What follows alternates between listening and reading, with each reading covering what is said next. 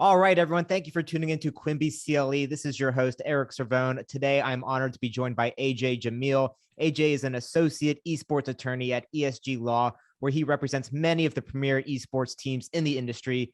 AJ primarily works on team and player contracts, sponsorship deals, league and tournament agreements, intellectual property issues, and developing the legal strategy needed to navigate the landscape of esports and entertainment. AJ, thank you so much for joining me. Yeah, great to be here, Eric. So AJ, before we get into the general topic of esports, I want to ask you a little bit about your background because you've been in this world for a long time. Before you went to law school, you worked at Blizzard, which is one of the biggest game developers of all time. Yeah. Tell me about that experience and then how you went from that to law. Yeah. So I'll kind of give you the breakdown there.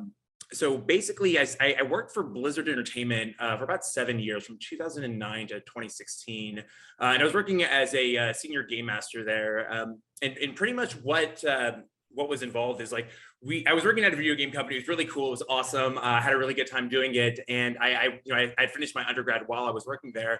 And I took a couple years off, was really comfortable in the job. But at a certain point, skills started to plateau. I wanted to do something more with what I was, more in life, more professionally. And I'd always had the idea of going to law school. But before I, kind of took that plunge, I told myself that if I was going to do that, if I was going to do law school, that I was going to practice in an area that I cared about, that I was passionate about. And in around 2016, esports was starting to really pick up. And I kind of had my eye on that. And I was like, you know what, I kind of see this industry, the trajectory of it going in a way that's going to be really popular. And I feel that it's kind of underrepresented legally. So I kind of went in with the mindset of knowing, hey, I want to do esports law. And day one law school, that's kind of the mindset that I had is I remember very distinctly telling my career advisors and everything, I want to do esports law. And then kind of looking at me like I was crazy. Right. That's what I was waiting to hear. Right. Yeah. But I kind of stuck with it. I got really involved with one of the nonprofits in the esports industry, the Esports Bar Association. I got really involved with them as a student. And that had a lot of the big players that were in the industry. And I kept an eye on what they kept their eye on. I followed them on Twitter, followed them on LinkedIn and everything. And, they were really involved with this nonprofit. So I got very involved with that. And I basically kind of stepped up and did a lot of the duties that just weren't being done there since it was a new organization. Just kind of rocked that out, and eventually that led to me getting hired at my current job, ESG Law, where I work at today. That's awesome. Well, that's such cool advice to any law students listening or anyone wanting to make a change is just get involved in whatever you're interested in and get your foot in the door some way. So that's awesome. And of course, a video game company has really cool employee titles like Game Master. I love that. Yeah, so it's great.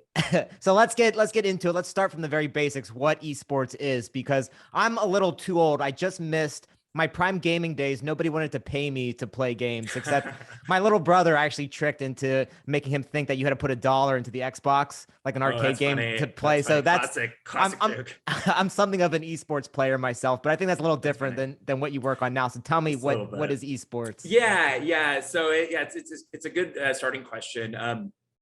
To kind of lay the foundation for everything that we're going to get into.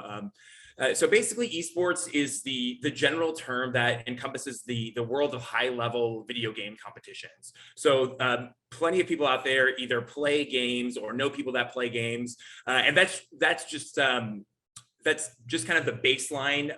Everyone's a gamer and everyone will play games, but esports is the highest level of competition where the best of the best compete in a variety of different tournaments in games. So you have people in the NBA and the NFL that are competing at the very highest level. That's kind of where esports is like the top 0.001% of players that are competing in tournaments for a variety of different games. So just like there's basketball, football, soccer, and all that, there are different video games for each esport, and each of the different games will typically have a roster of players, and teams will hire these players to compete in all these different tournaments.